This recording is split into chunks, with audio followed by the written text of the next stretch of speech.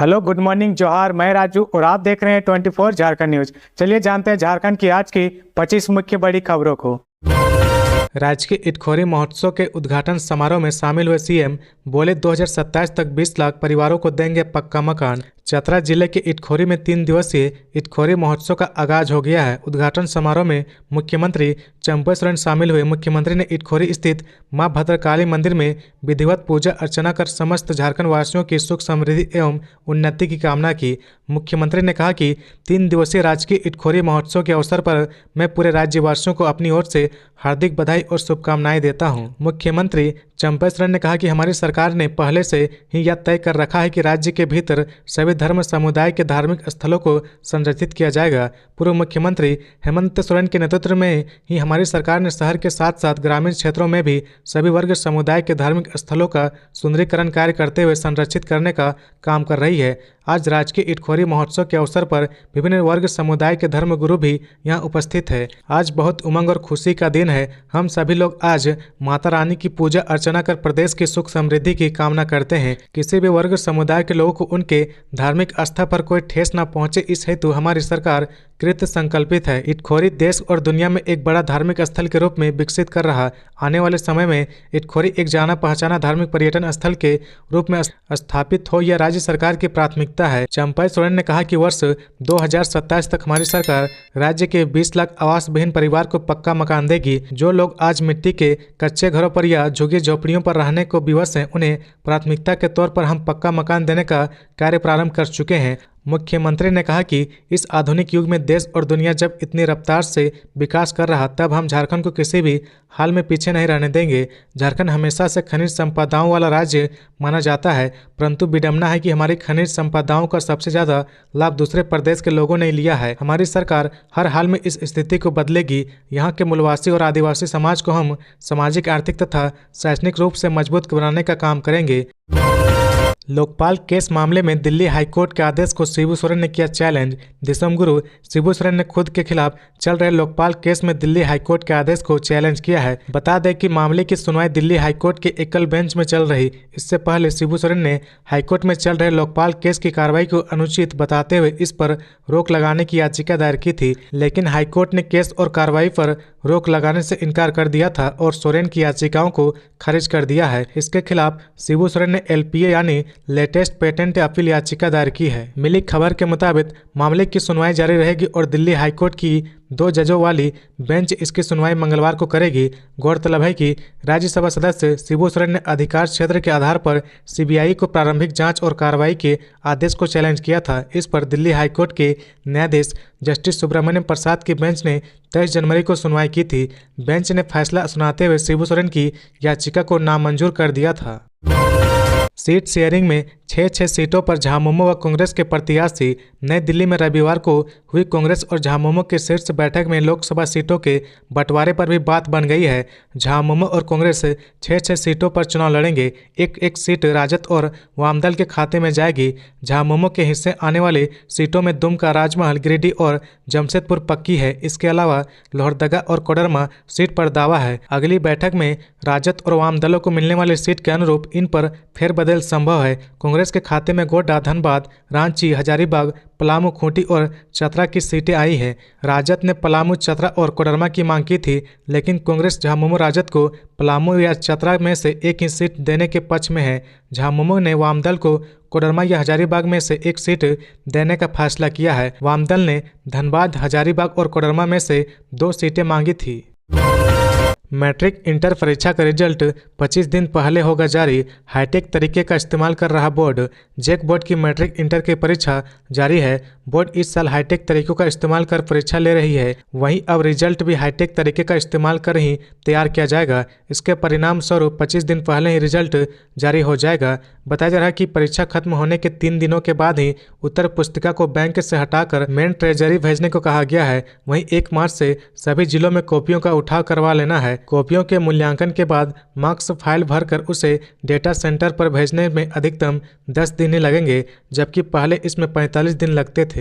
बता दें कि इस बार से जेक में एमआर बेस्ड ऑनलाइन टेक्नोलॉजी का उपयोग किया जा रहा है, जिसमें उत्तर पुस्तिका का मूल्यांकन होने के बाद शिक्षक को न परीक्षार्थी का नाम लिखना होगा, न संबंधित विषय का नाम या रोल नंबर। सारा कुछ पूर्व से ही एक MR बेस्ड शीट में अंकित होगा। शिक्षक को सिर्फ संबंधित विषय में परीक्षार्थी को हासिल अंक अंकित करना होगा। नंबर को अंकित करने के साथ ही उसे डिजिटल मोड में डेटा सेंटर को भेज दिया जाएगा, जहां संबंधित परीक्षार्थी का मार्कशीट तैयार किया जाएगा। जैक की ओर से रविवार को शुरू की गई ट्रायल 5 राउंड चलेगी। अगर कोई त्रुटि सामने नहीं आती है तो उस टेक्नोलॉजी को इस साल से लागू कर दिया जाएगा। इस सिस्टम को लागू करने के बाद सभी शिक्षकों को इसकी ऑनलाइन ट्रेनिंग दी जाएगी।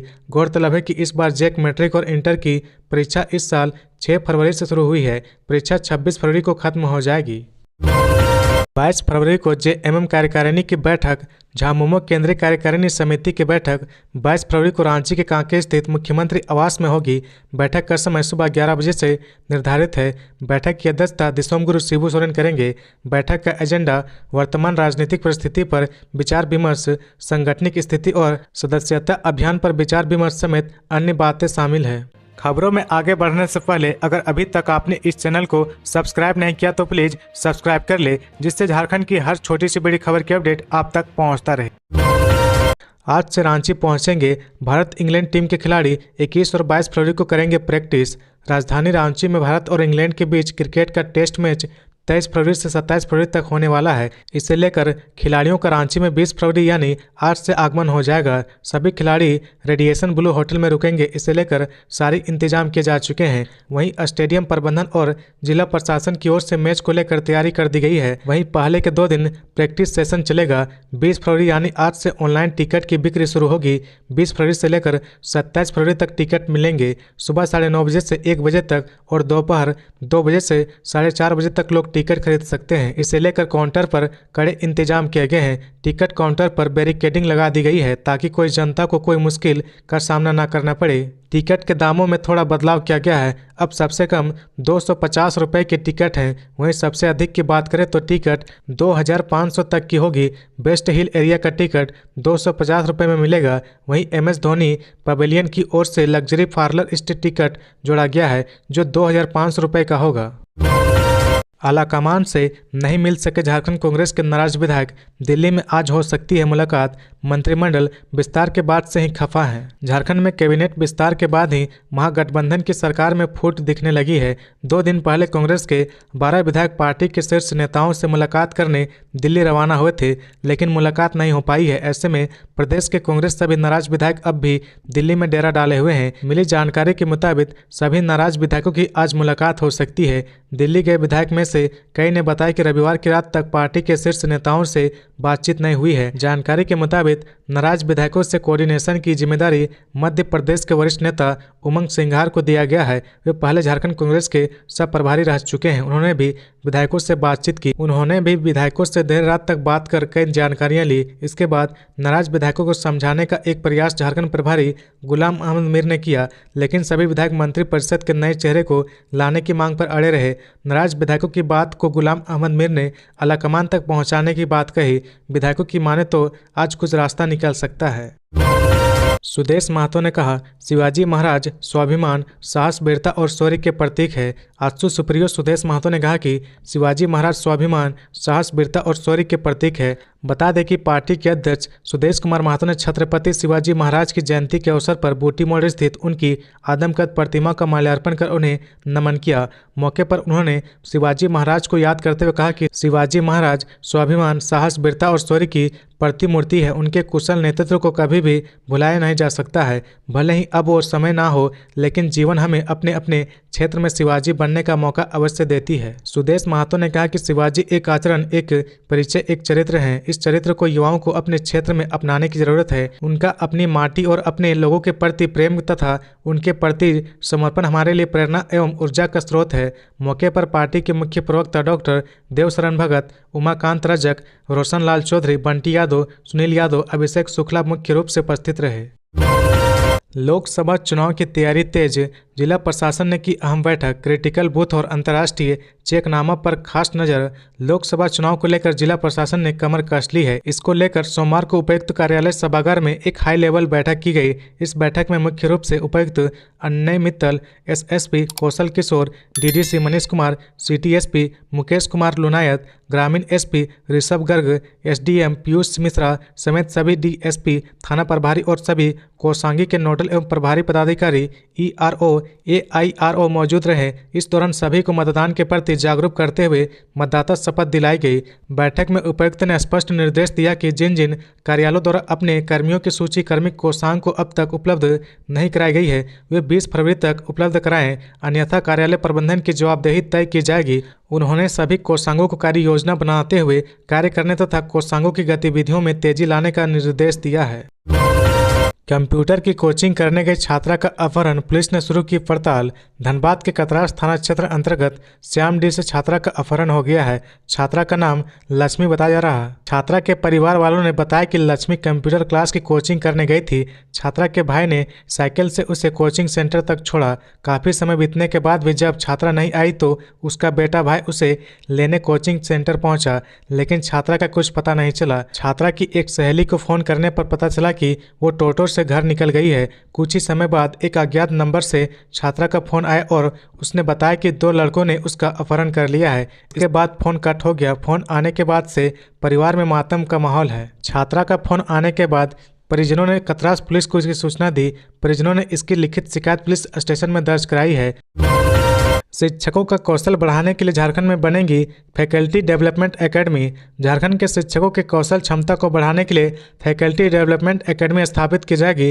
राष्ट्रीय शिक्षा नीति 2020 के अनुरूप यह पहल की गई है। यह फैकल्टी डेवलपमेंट एकेडमी राज्य में उच्च शिक्षा प्रणाली को बदलने की दिशा में एक बड़ा कदम होगा। इस पहल से शिक्षकों को अपने संबंधित क्षेत्रों में रिसर्च कर नए चीज़ों को विकसित करने का मौका मिलेगा। इसे लेकर उच्च एवं तकनीकी शिक्षा विभाग के प्रधान सचिव राहुल पुरवार ने पिछले दिनों बताया था कि फैकल्टी डेवलपमेंट एकेडमी में शिक्षकों को अप टू डेट रखने के लिए क्षमता निर्माण कराया जाएगा। यह प्रस्ताव अभी वित्त विभाग में विचाराधीन है। वित्त विभाग से स्वीकृति मिलने के बाद इसे विधि और योजना विभाग को भेजा जाएगा, फिर इसके लिए कैबिनेट से स्वीकृति ली जाएगी। वहीं राहुल पुरवार ने कुछ दिनों पहले ही बताया था कि राज्य सरकार प्राइवेट विश्वविद्यालय पर नकल कसने के लिए मॉडल एक्ट बना रही है, जिसमें पुराने व नए विश्वविद्यालय शामिल होंगे। राज्य के सभी डिग्री कॉलेजों और विश्वविद्यालय को इस एकेडमी से जोड़ा जाएगा ताकि शैक्षणिक संस्थानों को विकसित किया जा सके। यह एकेडमी सदस्यों के बीच आजीवन सीखने की संस्कृति को भी बढ़ावा देगी और उनकी पेशेवर क्षमता विकसित करेगी। एकेडमी में भारतीय भाषाओं और भारतीय ज्ञान प्रणाली को प्रोत्साहित करने के शोध कार्य को बढ़ावा दिया जाएगा। शैक्षणिक संस्थानों में समय समय पर स्किल डेवलपमेंट के लिए ट्रेनिंग देना भी एकेडमी का प्रमुख उद्देश्य है। झारखंड के गिरिडीह की बदल जाएगी तस्वीर। चंपई सोरेन सरकार ने पुल निर्माण को दी हरी झंडी। मुख्यमंत्री ग्राम सेतु योजना के तहत बिरनी में इरगा नदी के मल्हो जमडीहा घाट पर 7,76,06,000 रुपए की लागत से बृहद पुल निर्माण को प्रशासनिक स्वीकृति मिल चुकी है। गौरतलब है कि इस पुल के निर्माण की मांग लंबे समय से की जा रही थी। बगोदर विधायक विनोद सिंह की पहल पर सरकार ने इस पुल के निर्माण को मंजूरी दी है। झारखंड के मुख्यमंत्री ग्राम सेतु योजना के तहत इरगा नदी के मल्हो जमडीहा घाट पर 7,76,06,000 रुपए की लागत से विशाल पुल निर्माण को प्रशासनिक मंजूरी मिल चुकी है। इस जानकारी के संबंध में प्रमुख रामू बैठा ने बताया कि पुल बनने से केवल मल्हो व जमडीहा ही नहीं बल्कि शाखा बारा, गादी, पेरसम, तुलसीटाण, बालीडी, तुलाडी, बरकट्ठा, मारगोड़ा, सुइयाडी समेत दर्जन भर से ज़्यादा गांव एक दूसरे से जुड़ जाएगा। इसके अतिरिक्त जमुआ, धनवार, देवरी प्रखंड वासियों को भी आगमन में बहुत सुविधा होगी। ज्ञात हो कि इस पुल के निर्माण की मांग काफ़ी समय से की जा रही थी। बगोदर के विधायक विनोद सिंह की पहल पर सरकार ने इस पुल के निर्माण को स्वीकृति दी है।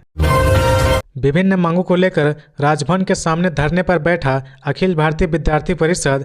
अखिल भारतीय विद्यार्थी परिषद विभिन्न मांगों को लेकर राजभवन के सामने धरने पर बैठा है। अखिल भारतीय विद्यार्थी परिषद के राष्ट्रीय महामंत्री याज्ञवल्क्य के शुक्ल के नेतृत्व में झारखंड में सभी विश्वविद्यालय और कॉलेज के छात्र भी हुंकार धरना दे रहे हैं। धरने पर बैठे छात्र विश्वविद्यालय में अस्थायी कुलपति की नियुक्ति, समय पर सेशन, राजभवन के पदाधिकारी पर भ्रष्टाचार का आरोप और झारखंड के विश्वविद्यालय में आउटसोर्सिंग को बंद कराने की मांग कर रहे हैं। अखिल भारतीय विद्यार्थी परिषद के कार्यकर्ता और पदाधिकारी ने कहा कि अगर उनकी मांगे पूरी नहीं हुई तो वे उग्र आंदोलन करेंगे। कहा कि हम लोगों ने कई बार राज्यपाल के सामने अपनी समस्या रखने के लिए राजभवन से समय मांगा, लेकिन उन्हें समय नहीं दिया जा रहा।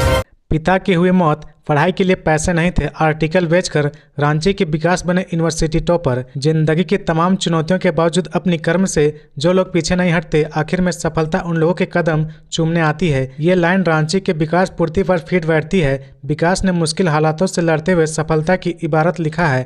विकास पढ़ाई में हमेशा से आगे रहे। आर्थिक अभाव में पले बड़े विकास ने अपनी प्रतिभा के दम पर अपने बैच में यूनिवर्सिटी टॉप किया है। इसके साथ ही उन्होंने साबित किया कि खराब आर्थिक स्थिति कभी भी पढ़ाई लिखाई में बाधक नहीं बन सकती है। बता दें कि विकास डॉक्टर श्यामा प्रसाद मुखर्जी यूनिवर्सिटी के छात्र हैं। उन्होंने अपने बैच में यूनिवर्सिटी टॉप किया है। विकास के लिए यह रास्ता आसान नहीं था। विकास ने रांची के पुरलिया रोड में फुटपाथ पर क्रिश्चियन आर्टिकल बेचकर यह सफलता हासिल की है। वहीं रांची जिले के बुंडू प्रखंड स्थित कांची गाँव की रहने वाली निशु ने भी आर्थिक हालातों से लड़ते हुए गोल्ड मेडल हासिल किया है। दीदियों ने पास किया स्नातक, राज्यपाल बोले इनकी उपलब्धियां प्रेरणा देने वाली है। राज्यपाल राधाकृष्णन ने सोमवार को आर्यभट्ट सभागार में द नच इंस्टीट्यूट द्वारा आयोजित झारखंड की दीदियों के स्नातक समारोह को संबोधित करते हुए कहा कि हमारी दीदियों ने 3 वर्ष पूर्व एंड अल्ट्रा पॉवर्टी EUP कार्यक्रम के तहत विविध आजीविका के माध्यम से एक सम्मानजनक जीवन जीने के लिए छात्रा के रूप में यात्रा शुरू की थी। 3 साल के बाद वे स्नातक के रूप में उभरी है और उनकी उपलब्धियां प्रेरणा स्रोत है। झारखंड में विशेष रूप से संवेदनशील जनजातीय समूह सहित कई आदिवासी परिवारों को गरीबों से ऊपर उठने के लिए वित्तीय समावेशन, आजीविका संवर्धन और सामाजिक सुरक्षा पर ध्यान केंद्रित किया गया है, जिससे दीदियों के जीवन में ठोस बदलाव आया है। राज्यपाल ने कहा कि इंड अल्ट्रा पॉवर्टी कार्यक्रम विकास के लिए किए गए विभिन्न पहलों में से एक है। इसके तहत ग्रामीण क्षेत्रों में लोगों को आजीविका में विविधता लाने एवं वित्तीय स्वतंत्रता प्राप्त करने का प्रशिक्षण प्राप्त हो रहा है। पशुपालन एवं कृषि कार्य का भी प्रशिक्षण प्राप्त होता है। इनसे उनकी आमदनी लगातार बढ़ रही। प्रधानमंत्री मोदी द्वारा शुरू की गई विभिन्न कल्याणकारी योजनाओं जैसे प्रधानमंत्री आवास योजना, जल जीवन योजना, उज्ज्वला योजना, मुद्रा योजना, PM किसान सम्मान निधि योजना इत्यादि का भी लाभ उन्हें मिल रहा। CM स्कूल ऑफ एक्सीलेंस एवं एकलव्य विद्यालय के माध्यम से शिक्षा का भी प्रसार हो रहा। झारखंड प्रशासनिक सेवा संघ के रिटायर्ड अधिकारियों को दी गई विदाई। IAS में प्रोन्नत अफसरों को किया सम्मानित। रांची के प्रोजेक्ट भवन सभागार में रविवार को पूर्व निर्धारित कार्यक्रम के तहत झारखंड प्रशासनिक सेवा संघ झासा की ओर से स्वागत सह विदाई समारोह का आयोजन किया गया। आयोजन में बीते साल राज्य प्रशासनिक सेवा से सेवानिवृत्त हुए पदाधिकारियों के सम्मान में विदाई सह अभिनंदन समारोह का आयोजन किया गया। ये पदाधिकारीगण विशेष सचिव, अपर सचिव या संयुक्त सचिव स्तर से सेवानिवृत्त हुए हैं। वहीं दूसरी ओर इसी कार्यक्रम में राज्य प्रशासनिक सेवा से भारतीय प्रशासनिक सेवा में प्रोन्नत होने वाले पदाधिकारियों का स्वागत सा सम्मान भी किया गया। सम्मान व विदाई के रूप में पदाधिकारियों को झांसा की ओर से शाल तथा प्रतीक चिन्ह देकर सम्मानित किया गया तथा उनके द्वारा किए गए अच्छे कार्यों को रेखांकित करते हुए उनके प्रति कृतज्ञ भी ज्ञापित की गई। समारोह में सम्मानित होने वाले अधिकारियों ने कहा कि एसोसिएशन की तरफ से इस प्रकार के कार्यक्रम आयोजन किए जाने से साथ ही अधिकारियों में समूह भावना प्रगाढ़ होती है तथा उसमें एकता और बंधुत्व का भाव बढ़ता है। इस मौके पर झांसा के अध्यक्ष रंजीता हेम्ब्रम ने अपने संबोधन में कहा कि यहाँ सम्मानित हो रहे अपने सभी सेवानिवृत्त पदाधिकारियों के द्वारा किए गए कार्यों को लेकर झांसा को सदैव गर्व है। कहा कि झांसा ही नहीं, राज्य के नागरिक भी उनके द्वारा राज्य के विकास में दिए गए योगदान के प्रति कृतज्ञ है। कार्यक्रम का संचालन मीडिया प्रभारी संजय कुमार ने किया। वहीं धन्यवाद ज्ञापन महासचिव राहुल कुमार ने किया। इस्तीफे से बचने के लिए CM चंपई ने बुलाया छोटा बजट सत्र। विधायक सरयू राव ने लगाए गंभीर आरोप। जमशेदपुर पूर्वी के विधायक सरयू राव ने रविवार को एक संवाददाता सम्मेलन आयोजित कर मुख्यमंत्री चंपई सोरेन व उनकी सरकार पर कई गंभीर आरोप लगाए हैं। उन्होंने चंपई सोरेन से मांग करते हुए कहा कि सरकार राज्य की वित्त व्यवस्था पर एक श्वेत पत्र जारी करे। जब हेमंत सोरेन मुख्यमंत्री बने तो उसके पूर्व की सरकार की वित्तीय स्थिति के बारे में उन्होंने एक श्वेत पत्र जारी किया था।